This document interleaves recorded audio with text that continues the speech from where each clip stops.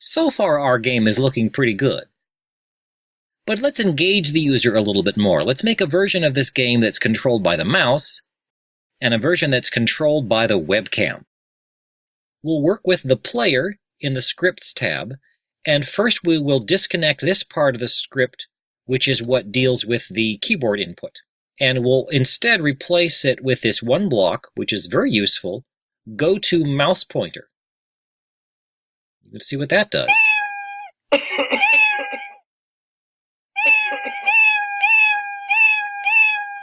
In fact, most of us are so good at mousing that this game would really be too easy. I could add more obstacles and power-ups so that the game gets progressively harder, and in fact in the last section in this video series we will do something like that to a maze game. But for now I want to show you a new feature in Scratch 2.0, and that's video control.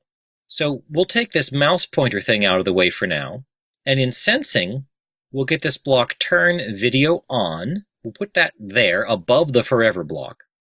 I'm going to drag the cat to where we can see it. And just so we don't go crazy for a moment, I'm going to disconnect the code from the fruit and from the donut. And now when we run the game, you're going to get a dialog box that double checks that it's okay to access your camera. Hello there. We'll use this video input to control the cat. We'll make it point in the direction that I wave. Obviously, to make this work, you'll need a webcam, you'll need some decent lighting, and you'll need a background that doesn't have a lot of motion in it. From motion, we'll work with point in direction.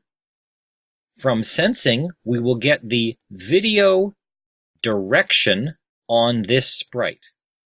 And now when we run it,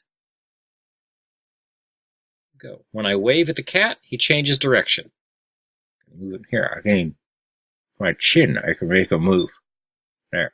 Now let's add a motion block to this forever block. We'll make the cat move in the direction, and this is, you can see why I briefly disabled the falling objects, because this is just a little bit too chaotic. Yeah, this is a bit much. Fun, but kind of hard to control. Okay, so let's tone that down. Scratch can also sense the amount of motion on a sprite.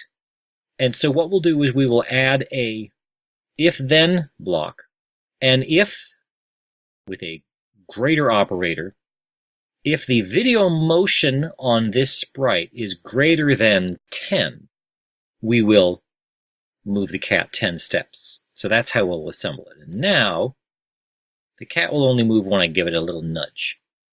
Okay, and I can kind of grab the cat, I can kind of control it. With a little practice, I can control the cat with my fist. Okay, so let's go back to the fruit. I'll reconnect that code. The donut, I'll reconnect that code. And let's see what we get.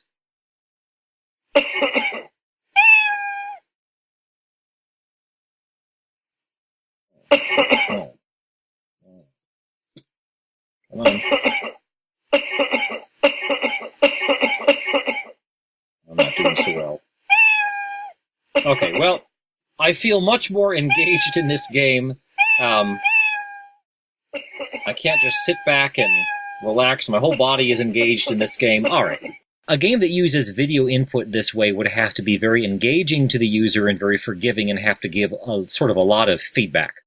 Okay, well, I don't know about you, but I'm kind of exhausted from this section. For the next series of videos, we'll do a point-and-click adventure game, change of pace.